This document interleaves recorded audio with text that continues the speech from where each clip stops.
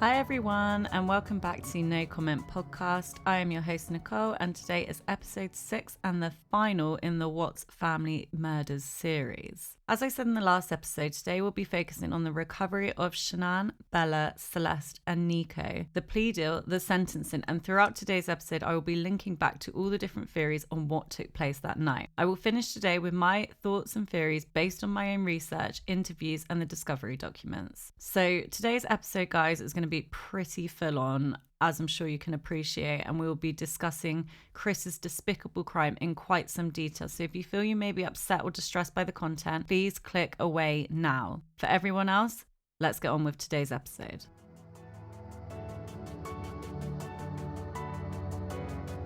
So we left off in the last episode with Chris scurrying off to jail in his flippy flops, looking pretty terrified by this alien experience. As I mentioned, he hadn't received so much as a slap on the wrist in the past, so this must have been a very intimidating setting for him, which, of course, I think is great. Keeping with the timeline, we will now look at the complicated process of recovering the bodies that face law enforcement. August 15th, 6 p.m.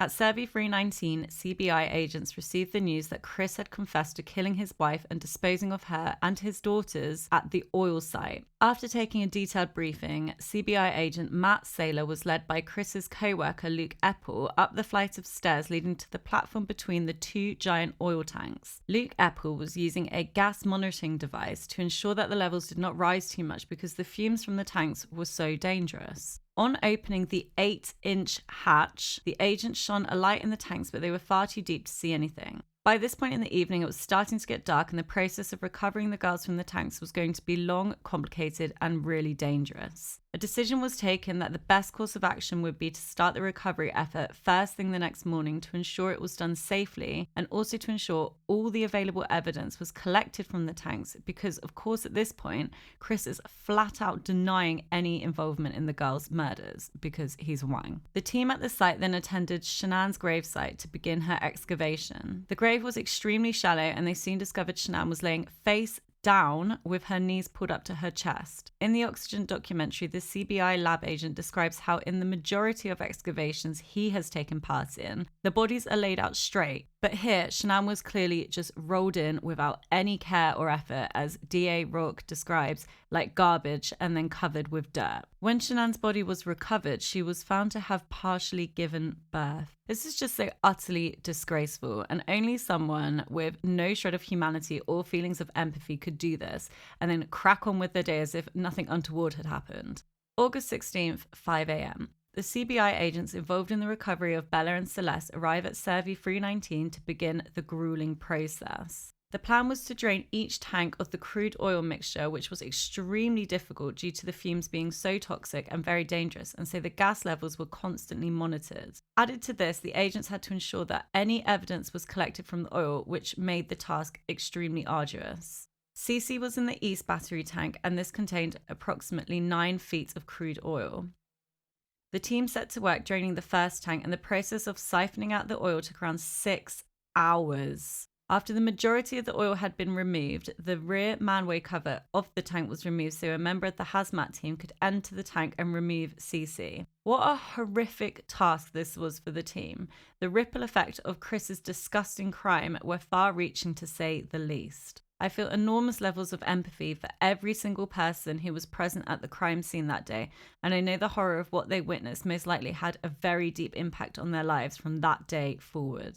I am now going to discuss very graphic details about the state of Cece's body when she was recovered from the tank, and so listener discretion is absolutely advised. Cece was brought out of the tank wearing a pink nightgown and a pull-up nappy, which I believe she only wore at night as she had recently started toilet training. Due to being submerged in crude oil for the best part of 2 days, when attending, the doctor gently patted her stomach area with oil-absorbent pads.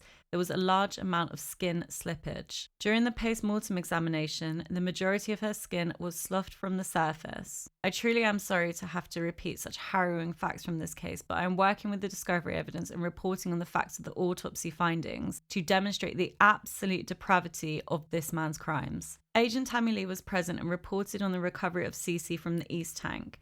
However, she left the scene once the recovery was complete, I imagine because the experience shook her to the core and she could not stand to be witness to the process all over again for Bella. If you ask my opinion, she's so incredibly strong to stay as long as she did. As a mother herself, I cannot begin to imagine how excruciatingly painful that must have been for her. The team next began work on draining the west tank battery containing Bella. During his interrogation, Chris had told agents he believed that the tank containing Bella had less oil in it due to the sound he made when he dropped her in it. Well, he was completely right, as the tank contained around 1.4 feet of crude oil. That disgusting man, I cannot stand the thought that he was able to correctly identify that this tank was emptier due to the splash it made when he dropped his 4-year-old daughter inside. You utter lowlife piece of shit. Draining the tank Bella was in took much less time, and the same process was repeated to enter the tank and recover her body. Bella was wearing a pink nightgown with butterflies. She also had a large amount of skin slippage due to being submerged in the oil for such a long time. I'm not going to go into a huge amount of detail around the autopsies, and this is mainly because I'm not a medical expert in any way, shape, or form. In fact, I totally flunked science in school, and so really have no business of any sort giving an opinion on medical findings. I will, however, go over the most noteworthy observations from the autopsies. Shanann was reported to also have a large amount of skin slippage, and I assume this is due to the fact her body was in an advanced state of decomposition, and this is a side effect. Again, disclaimer alert, I'm no way qualified to comment on this, so if any medical experts are listening, do correct me in the comment section. Shanann had bruising to the muscles and soft tissue to the right side of her neck. I'm going to circle back to this when we're discussing what may have taken place that morning later on in this episode. When conducting the toxicology test, it was found that Shanann's blood alcohol concentration was 0.128 grams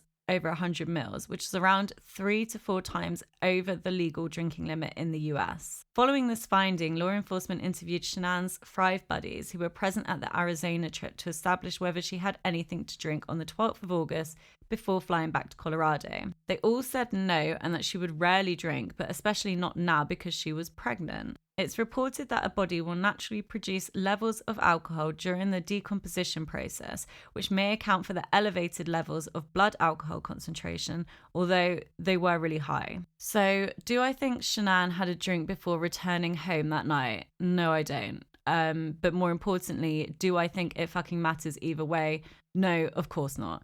If she had a drink with dinner, if she didn't, who fucking cares? The point is that her husband murdered her and his children in cold blood, and whether she had a drink or not would not have changed the outcome. That was in his mind for some time, and it was going to happen that night.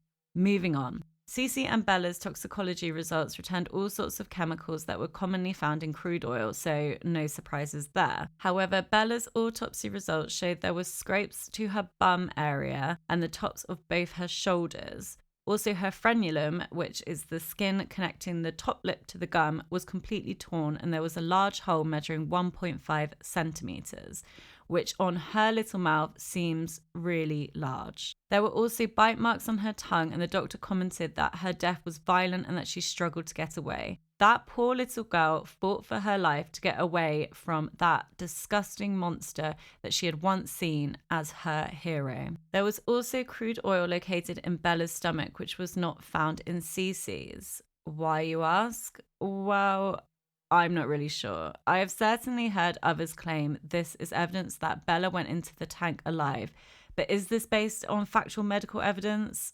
I don't think so. To be honest, I really wouldn't want to speculate on the reasons why this is the case because I don't know and I'm not qualified to know. I can only report that Bella had traces of oil found in her stomach and Cece did not. Both Bella and Cece's cause of death was found to be asphyxiation due to manual smothering, and Shanann was found to have died due to manual strangulation.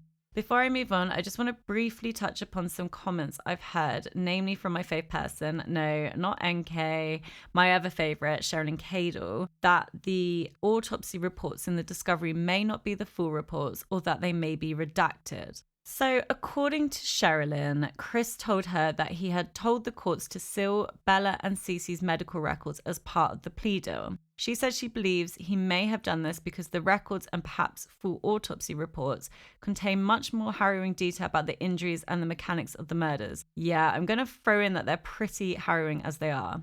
So, a few points on why I think this is utter bullshit. One, there was a motion filed by Chris's legal team requesting an ex parte hearing on sealing medical records. However, the motion does not reference whose or indeed what type of medical record this relates to. I also cannot see that the motion went any further, although please do correct me if I'm wrong in the comments. 2. Nowhere in the plea deal document does it reference that Chris will only enter on the basis that the girl's medical records are sealed. If it's not in the final document, it ain't gonna be part of the deal, honey. And 3, what a giant leap it is from sealing medical records to disclosing a partial autopsy report. How are the two even connected? It just doesn't make any sense to me. Mrs. Sensationalist, which should be her official name, let's face it, continually throws out these teasy bits of information to tantalize her readers or her viewers because, of course, she has a YouTube channel because she wants to sell more books. I can't lie to you, this woman annoys the living crap out of me. I find her really odd. I find her relationship with Chris even odder, and I don't trust what she says and how she communicates her conversations with Chris, or Christopher as she refers to him as in her weird pseudo-mother role is so frigging weird. So yeah, I really don't think this is remotely true in my opinion anyway. Okay, let's move on because I could bitch about that woman for ages and let's face it, it wouldn't make for a good episode. Before discussing the plea deal and sentencing hearing, I'm going to treat you all to my final queen of looking shit up on the internet for this season. It's been a fun ride, guys. We've had some laughs, we've had some cries, and the final algorithm I have for you will not disappoint as NK stays true to her most fabulously self-absorbed self. August 19th, NK Googles topics related to Amber Frey. Side note, this is the mistress of Scott Peterson who murdered his pregnant wife in 2002. As follows: Amber Frey's book deal, her net worth, and did people hate Amber Frey? Just wow, NK. I generally try and see a glimmer of good in everyone, but you're just making it so damn hard, girl. NK, there's one very stark difference between you and Amber Frey, which I can tell you right now because you're obviously having a really hard time seeing it. 2 words: social media. Amber Frey was a victim of Scott Peterson's web of lies of deceit. You, dear, were not. You were totally clued up to your cheating scumbag situation, and so don't even go there. The two situations are so stark that it's a lost cause. But thanks for going out with a bang, NK. I wonder what her web browser looks like these days. I'm guessing she may steer clear of Googling her name, or what used to be her name at least. So Chris was arrested and detained on August 15th. Between then and the 6th of November 2018, he, by all accounts to the outside world at least, maintained his innocence in respect of the deaths of Cece and Bella. Before I move on to discuss the plea deal, I just wanted to touch upon some details from the discovery documents about his time in jail. So the early reports from Weld County are fairly repetitive in their observation of Watts.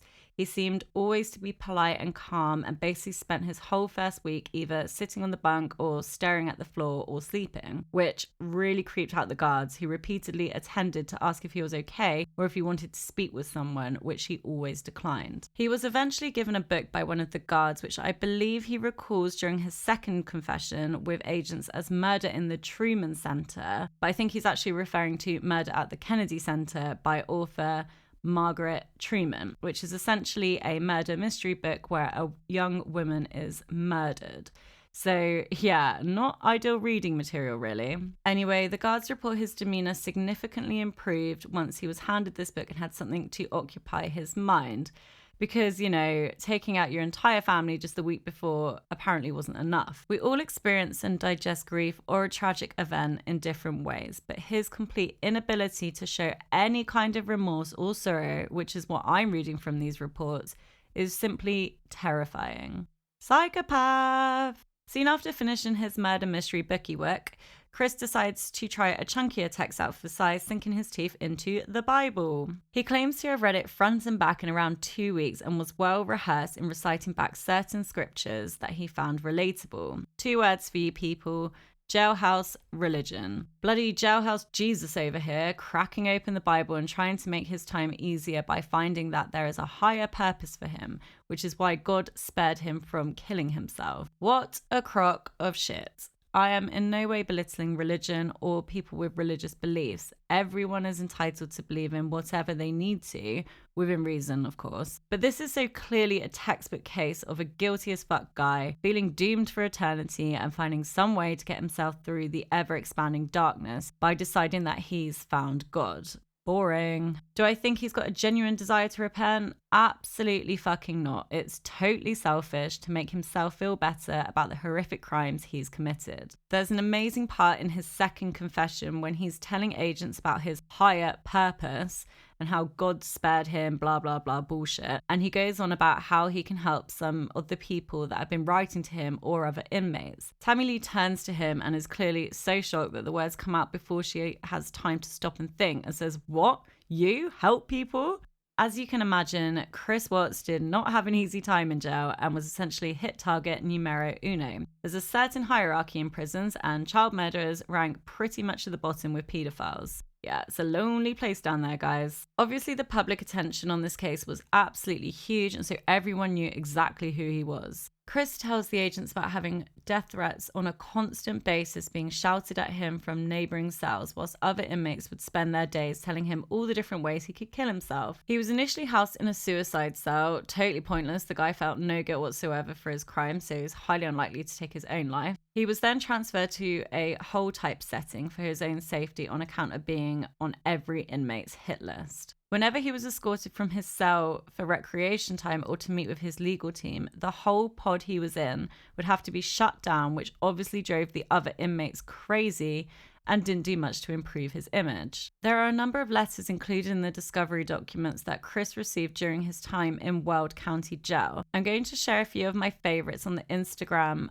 highlight for this episode and briefly touch upon them here. Firstly, my God, there's some nut jobs out there. The women that write to him to confess their undying love for a homicidal maniac are just beyond anything I can even begin to fathom. Tammy Lee was bang on when she said those chicks be crazy. Anyway, I'm pretty sure you get that with most, if not all, high-profile murder cases. The Night Stalker certainly springs to mind.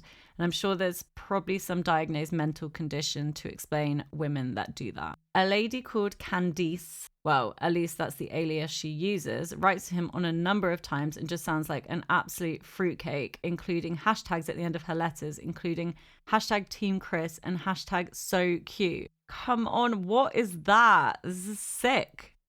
Moving on. So the plea deal was reached on the 6th of November 2018 with apparently some back and forth and a few different iterations.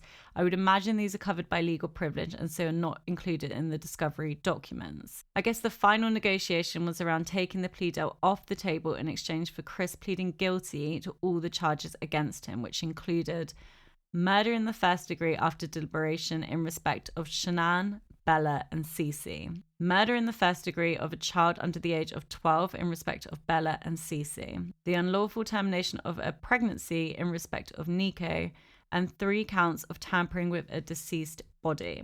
As I said earlier in this episode, the only thing that is referenced in the plea deal in exchange for Chris signing and admitting to all the charges is that the DA would not seek the death penalty. Therefore, in my mind, this was the only relevant condition, and any other buzz traveling around the YouTube ether is just BS. The sentencing hearing took place on November 19th and was set to be a highly emotional and devastating day for the Ruzek family, who would be forced to sit just yards away from their once revered son-in-law. I found that they were very composed and acted with such grace and humility in the face of such an evil presence. It was extremely heart-wrenching to hear them speak about their daughter and grandchildren, and the pain was palpable. On the flip side, the Watts family were also permitted to make testimonies under the Victims' Rights Bill. The ever-shy and retiring Ronnie Watts declined to speak and had a victim support person say his bit, although he would later say that they were totally rushed into it and he had no idea what she was going to say and half the things she did, which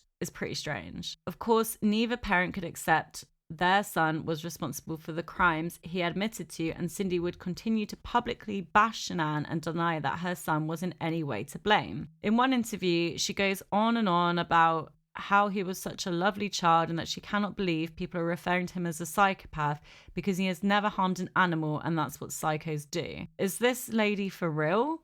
How about murdering an entire family in cold blood? Is that psychotic enough for you? They also both seem to have a pretty easy time accepting that he killed his wife, like it didn't matter to them at all.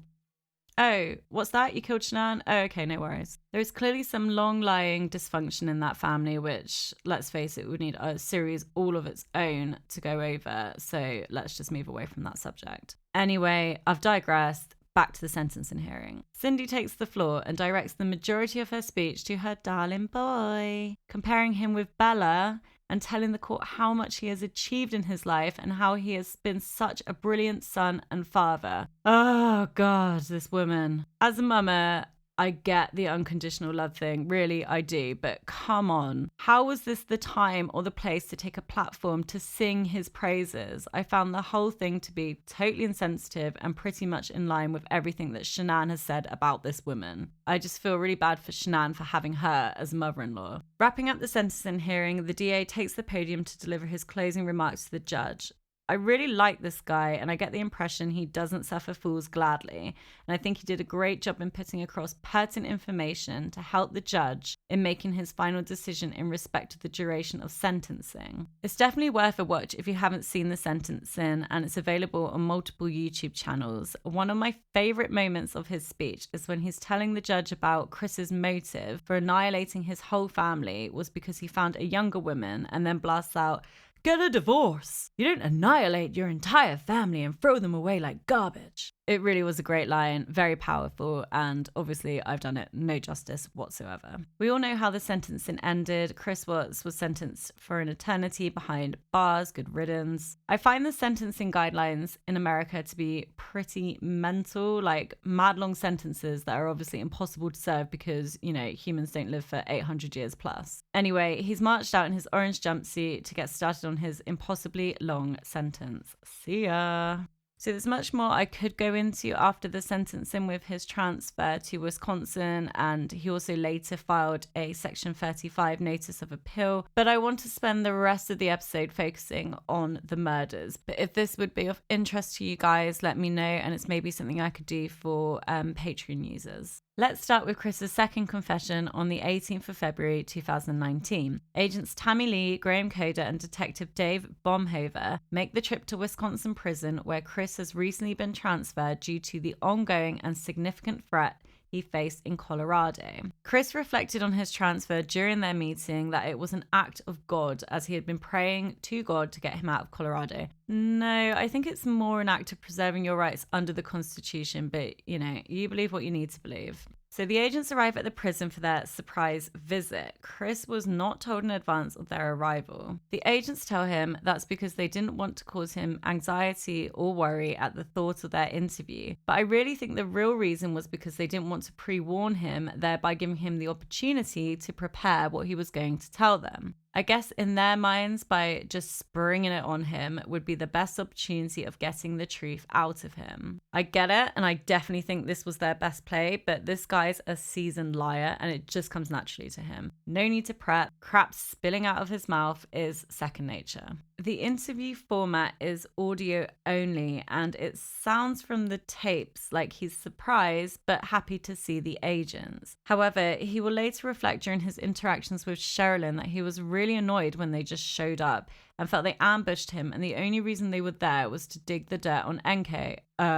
Yeah, of course they were, but also to get the truth from you about what happened that night and morning. So for the purposes of this episode, I'm going to talk about the confession part of the interview only, where he's talking about the murders. As part of my Patreon offering, I will cover much more of this interview, and that will be released during the second week of April. Okay, let's jump into it. Shanann arrives home at 2 a.m. and he felt her get into bed. He felt Shanann stirring around, and she started rubbing her hand on his leg or chest, and they have sex around 2:30 a.m. Chris reflects that he felt it was a test on Shanann's part because she had her suspicions about him having an affair after he used their joint account to pay for dinner with NK. Chris says that having sex with Shanann was a trigger point, or like he hit the push button on a bomb and it just blows up. What the hell does he mean? I seriously don't understand what he's getting at here, and I wish the agents had pushed him more on this point, because it seems to me that he is saying that by Shanann initiating sex, this acted as some sort of catalyst for his actions that morning. Obviously, that makes no sense whatsoever, but hey, none of this does. Anyway, after sex, they both fall asleep for a short time before he needs to get up for work.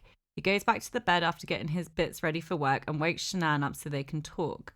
He recalls Shanann was sleeping face down and rolled over to her back to talk to him. Okay, stop there 1 second. I'm going to circle back to this part in particular during my theory at the end of the episode, but just to make a few points about this. First, I find it very strange that he was able to recall such a specific detail from that morning when he's weirdly unable to recall much less obscure details when asked by the agents. And secondly, as any expectant mother would know, you're advised not to sleep on your front at all during pregnancy because it could potentially be harmful to the baby. Being a front sleeper myself, I know this because it hit me really hard during my pregnancy as I struggled to get to sleep on my back. Shanann, from what I've seen, is a typical type A personality and I think would follow medical advice in that respect. Yes, maybe she rolled onto her front during sleep, or maybe she did sleep on her front during her other pregnancies and had no issues. It's just a thought and I wanted to throw it out there. So Shanann allegedly rolls onto her back and Chris straddles her around the waist where he sits pretty for 15 to 20 minutes whilst they talk. He says initially she may have thought that they were going to have sex because he was on top of her. Yeah, but after like 20 seconds when it's clear you were not, she'd probably be like, why the fuck are you just sitting on me? 15 to 20 minutes. That is just bullshit. No way. No way would Shanann let that lump sit on top of her for 15 to 20 minutes whilst he rolls off all this shit about how they weren't compatible anymore and that he's outie. Who in their life has ever had a conversation with their significant other about something other than pillow talk in that position? No, it's utter crap and I don't believe it for a second. It makes no sense whatsoever. He talks about the fact that Shanann did not take her bra or makeup off and that mascara was running down her face because she was crying so much. Again, put a pin in it and I'll be returning later to discuss this. He tells Shanann he doesn't love her, to which she responds, "You're never going to see the kids again. Get off me. Don't hurt the baby." At which point he immediately puts both hands around her neck and strangles her. He reflects on the DA's comments during the hearing that it takes 2 to 4 minutes to strangle someone and why couldn't he just let go? Because you didn't want to let go. Your intention and plan was to kill your wife and you were finally getting round to doing it. Chris goes on to say that he thinks Shanann may have been praying and that she did not fight back, which is why there were no defensive marks on his body. It's just so fucking hard to deal with this part in his version of events, which goes against everything that we know as a fact around a person's will to live. So he's just saying that Shanann, a mother of 2, carrying her 3rd child, just prayed and let him kill her. Not a chance. Poopy pants. The next part we'll be discussing his version of what happened to Bella and Cece, and so listener discretion is of course advised as the details are, as you know, very upsetting. After Shanann had passed, Bella entered the bedroom holding her blanket and asking what was wrong with her mummy. He was face down in the bed, wrapped in a bedsheet that was later recovered from Survey 319. He told Bella she wasn't feeling good but that she would be fine. This guy is so fucking disgusting. He tried to carry Shanann down the stairs but lost his grip, so ended up dragging her down the stairs with Bella watching the whole time. Bella started to cry and asked again what was wrong with her mummy. Chris exits through the garage to get his truck and backs it up at 5:17 a.m. so he can put Shanann's dead body inside. He covers her head and feet with 2 bin bags. When he returned to the house, Cece was in her room starting to get out of bed. So I'm not sure how he knew this unless he went to her room or maybe he saw her on the baby monitor.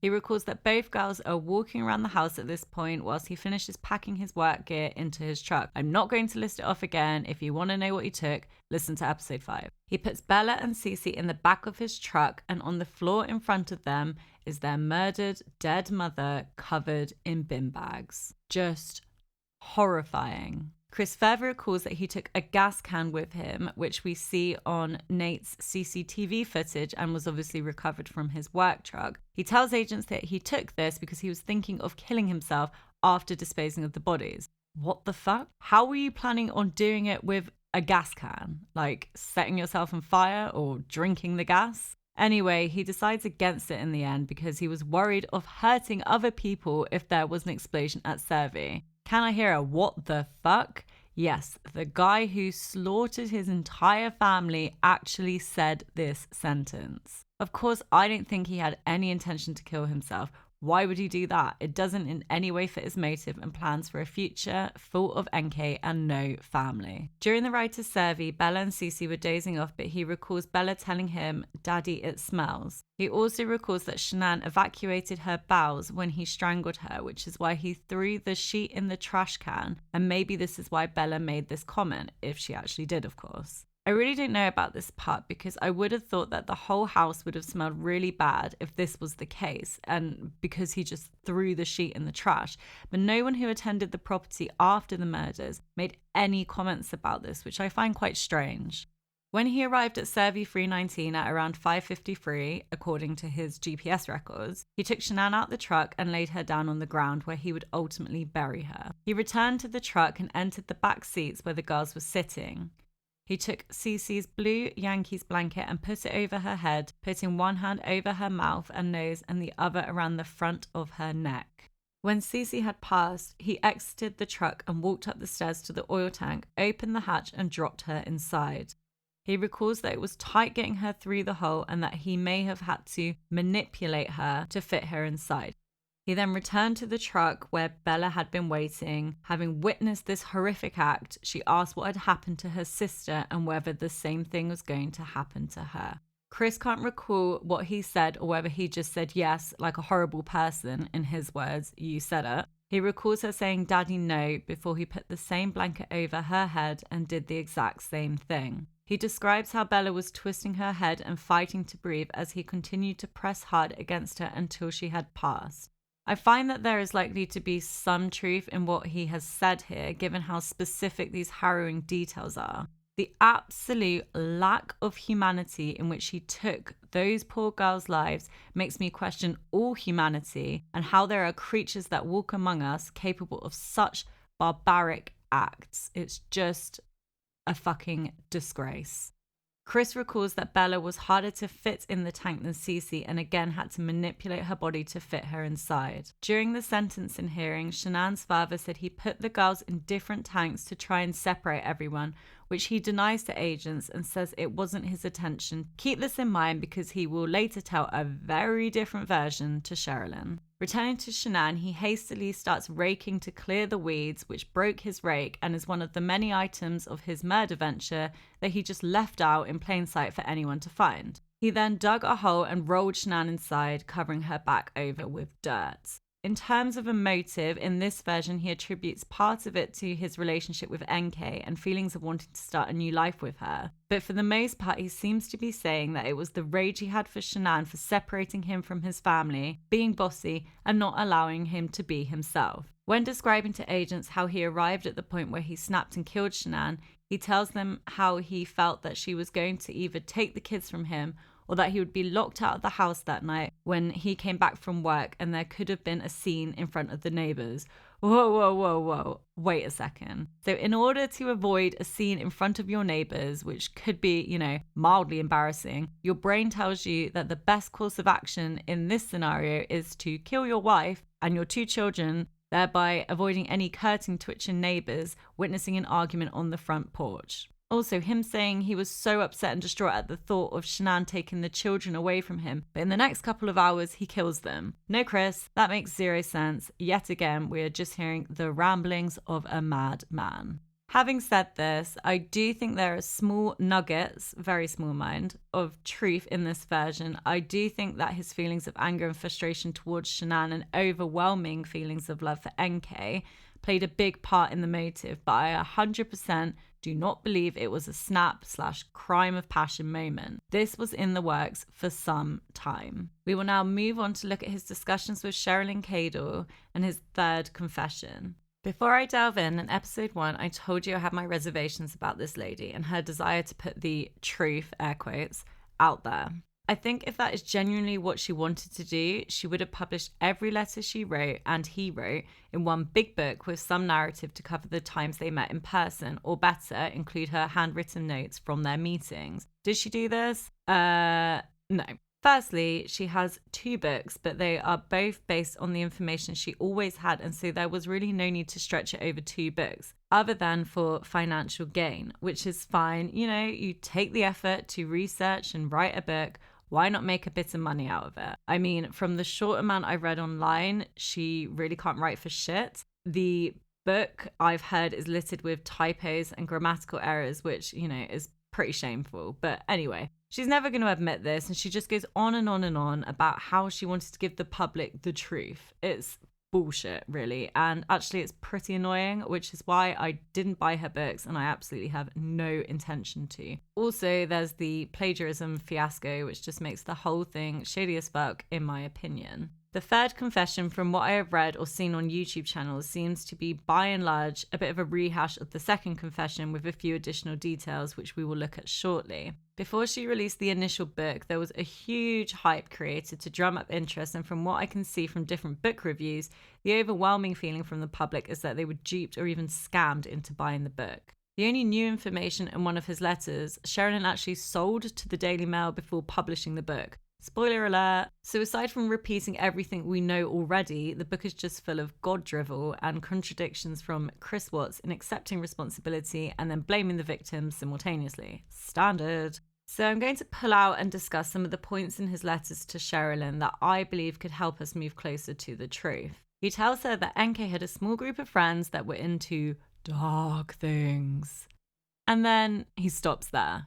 Great. Do you want to elaborate on these dark things, Chris? During a YouTube interview, Cherylin says during one of her visits, Chris told her that NK used to make him a drink and he wasn't sure what was in it. It's all really weird and the details are super sketchy, but Cherylin makes a link to that and NK telling agents that Chris used to just pass out mid-sentence on the sofa, then snap back awake and continue to talk as if nothing had happened. I mean, the guy said he slept like 3 hours a night, so I'm not surprised he was falling asleep mid-sentence. And NK, I get the impression, you know, yeah, pretty fucking boring.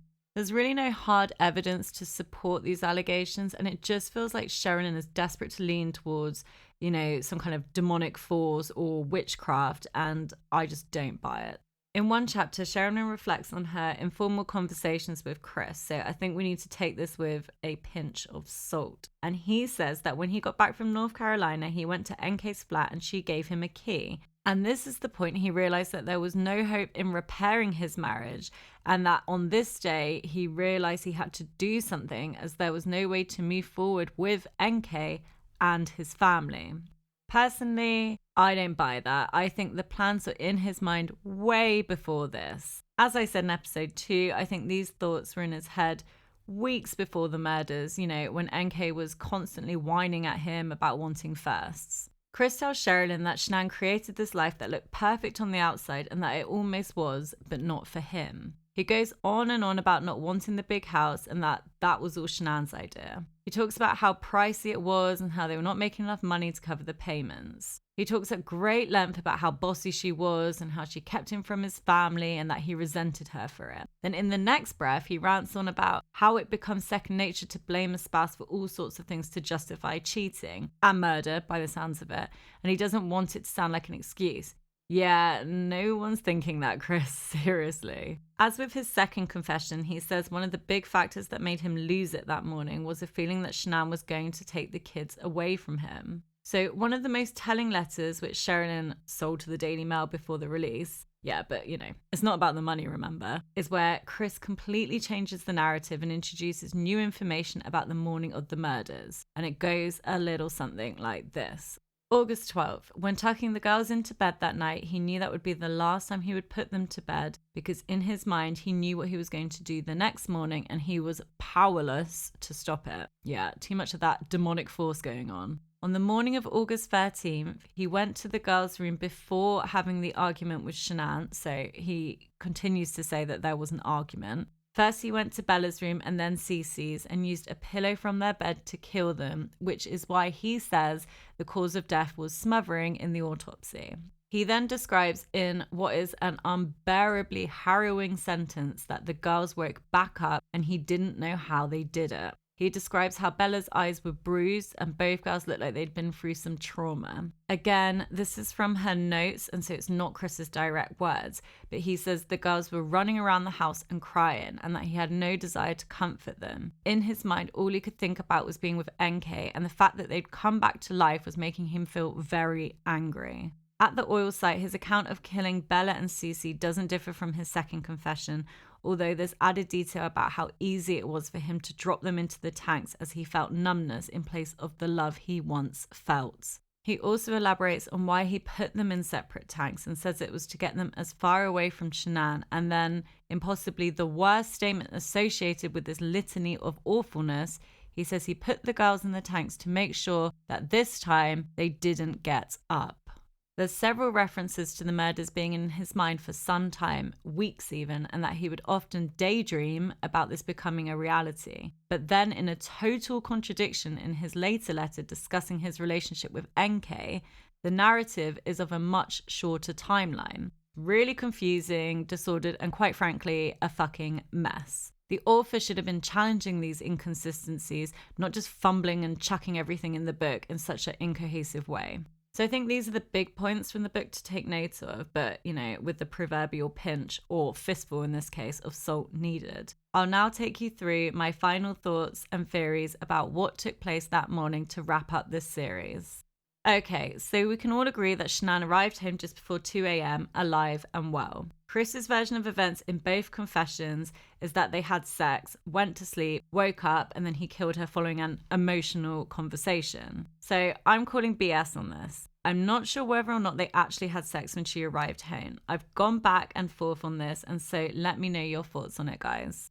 Part of me thinks she would have been so exhausted after flight delays and traveling. Would that really be top of her to-do list on arriving home? It certainly wouldn't be top of mine, I can tell you that. Also, I have my doubts about her going straight into the bedroom when she arrived home. As I said in the last episode, maybe she spent some time on the upstairs couch on her phone to decompress after hours of traveling. Having said that, I know she was really keen to get home and be with Chris so she could start working on fixing their marriage. Literally so fucking sad. I can't deal. I also know that she was desperate to get back the closeness and intimacy that she had with Chris, before he turned into a stone cold fish. So it is plausible that she went straight up to the bedroom and instigated sex with him. What I am as sure as I can be on is there was absolutely no emotional conversation or any conversation between these two before he murdered Shanann.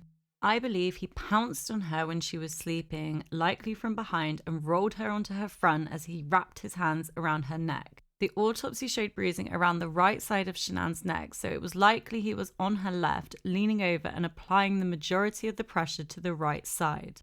In my mind, this is why there was no defensive wounds, and this is why there were black marks and blood on the bed sheets, and why he described seeing Shanann's makeup smudged on her face. Looking at the evidence we have, this is, I believe, the most likely scenario of how he murdered his wife and why there was no evidence of her fighting back.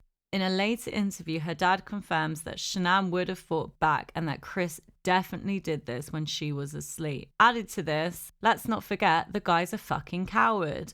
I don't think he would have had the balls to do this when she was awake, and I also don't think he would have been able to look her in the face as he killed her. So that's basically my theory on Shanann. But what about Bella and Celeste? In his confession to Cherylin, he tells her that he tried to kill them once by smothering them whilst they slept. Given that this crime was absolutely premeditated, I'm inclined to believe that this may be true. But were they alive when he left for Survey? Obviously, in both confessions, he confirms that they were. In his third version, he says that they both got back up and started running around the house as he was trying to load Shanann's body into his work truck. What an absolute horror show. I don't know why he would lie given the awfulness of this, but having said that, I wouldn't put it past him to create a sensationalism around this case by creating a darker version of the truth. I think the best evidence we have is the CCTV image of Chris loading his work truck. I'm sure you've all watched the countless YouTube videos scrutinizing this footage. Some channels I think have done a really great job on this. I'm as convinced as I can be that early on in the footage you can kind of see Chris struggling and walking backwards towards his truck, which is when I believe he's loading in Shanann's body.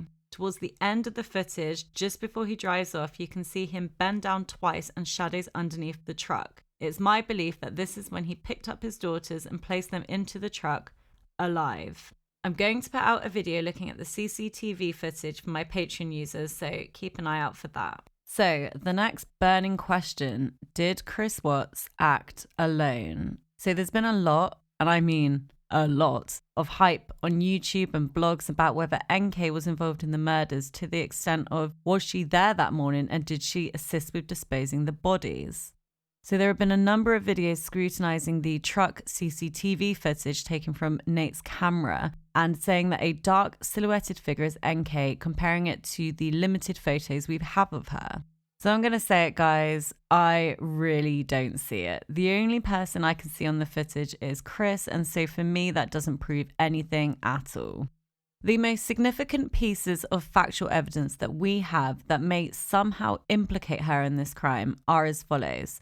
A, her sketchy ass behavior before she went to the police, deleting anything from her phone linking her to Chris Watts.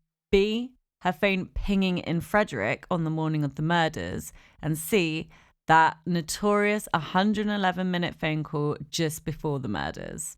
So let's start by looking at B, as it's by far the most enticing piece of evidence to support that she was somehow involved. So at 6:16 a.m. on August 13th, NK's phone pinged in Frederick, which is obviously where Chris lives. The only other time her phone has pinged there is July 4th and July 14th. They both confirm during these dates that she was at his house. NK has never confirmed being at the Watts' house on August 13th, but having said that, I can't recall her being asked this by law enforcement during her interviews. So that leaves the obvious question being, why was she there? Guys, I'm yet to put my cards on the table with the whole was she, wasn't she involved debate. So here it is. I don't think she was involved in any way with the murders of his family or with disposing their bodies. Do I think she's shady as fuck and totally concerned about me, myself, and I? Abso-fucking-lutely. But do I think that she concocted the plot to murder his family? No, I don't. But why did her phone ping in Frederick that morning? My thoughts on this, I think she was doing a casual, weird stalker drive-by thing. Maybe taking a detour via her usual route to work to check on the whole your wife's back in town scenario. Maybe she was getting super anxious because she hadn't heard from Chris that morning. He was kind of busy doing other things. Or maybe she was planning on confronting him about the Shanann situation now she was back in town. I don't know, and I can't say for sure or with any certainty why she was there, but in my mind, it's not because she was an accomplice to the murders or that she was hiding in the basement or any of that weird stuff that's going around. I just don't think it's feasible, and I don't think we have the evidence for it. Turning now to the 111-minute call on the night before the murders that everyone involved appears to have suffered selective amnesia about. In my opinion, that probably consisted of NK nagging Chris to get a move on with the separation and quizzing him relentlessly about what was going to happen when Shanann came home and what was next in the whole NK and Chris saga. I'm sure she didn't want to talk about it too much during her interviews because her whole narrative on the situation with Chris is that she was constantly trying to get him back with his wife and that she was only ever concerned about his children and that she wanted the best for them, which obviously, as we know, is utter crap, but probably made her feel like a better person considering the outcome she was facing. So lastly, why delete everything Chris Watts related from your phone? Doesn't look very good, does it?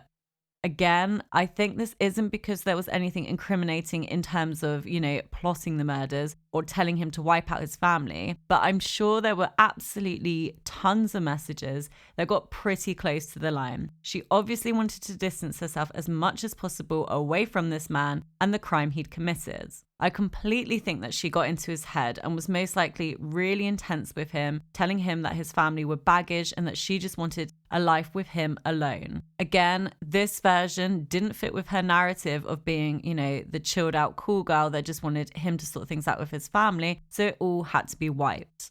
Do you know what really grinds my gears in all of this, and what I really still to this day don't understand at all, is how the FBI were unable to recover all the deleted messages and photos. I know they got a number of photos back, but with all that top secret spy shit, you'd think recovering a few deleted messages would be a fairly straightforward process. Seriously, the FBI cannot recover texts? Please, anyone with any thoughts or theories on this, let me know in the comments section. So yeah, the woman ranks high on the list of awful home-wrecking bitches, if such a list exists. If not, someone should start one. But a murderer or accomplice, it's a big fat no from me. I'm sure there's a few Jada-style eye rolls out there for me, so if you sit firmly on the other side of the fence, do let me know in the comments. So that brings us nicely to the last point to tackle, the motive. We've heard it could be NK, we've heard, but can't quite believe that it was Shanann being bossy and Chris just didn't like it. But what's the truth? My thoughts?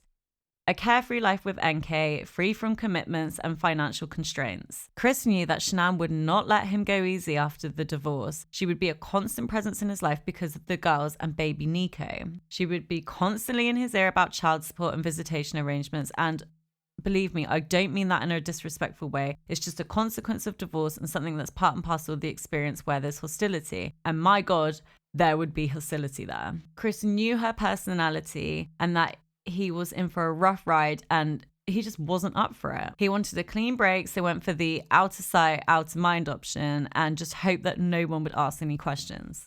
Yeah, that noise was me slapping my hand against my head. No one said it was a good plan, but this is what I believe he was hoping to achieve. I think the sad and horrible truth is that the girls had to go because Shanann was going and they didn't have a place in his future plans. The DA told him to get a divorce, but in his mind that did not represent a clean break and would sink him deeper into financial ruin. As we all know, they had filed for bankruptcy in 2015 and their finances at the time of the murders were less than stable.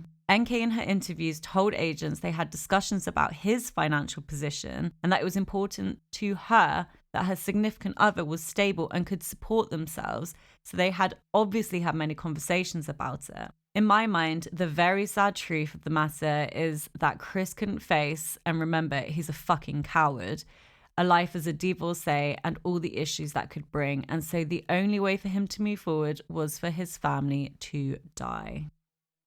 And with that, we have come to the end of the Watts Family Murders series. I really hope that it has been informative and that you have picked something up about this case that you didn't know before, or maybe that I've shed some light or put out a theory that you think may be plausible. As always, I invite any and all comments because I love hearing from you guys and what you think.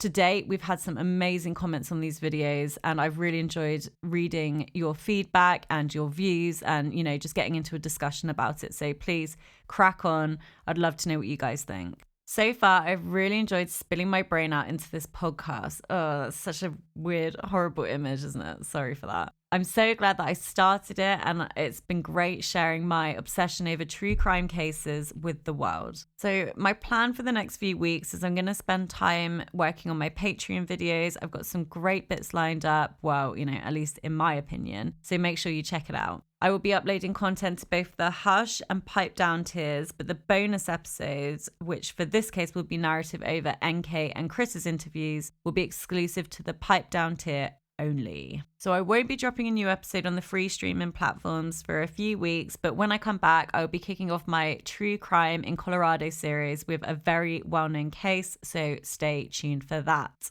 As always, guys, follow me on Twitter and Instagram. I will be posting relevant bits for this episode to the What series highlight, so check it out. If I've managed to intrigue you with my Patreon offering, make sure you check out my page and the link is in the description. If you've stayed to the end and you've enjoyed this video, I've never said this before because I'm like, why do people just constantly say subscribe and hit the button on YouTube? It's like, if you like it, you're going to do it. If you don't like it, you're not going to do it. So yeah, I don't think I'm going to say it. Do what you need to do, okay, guys? Until next time.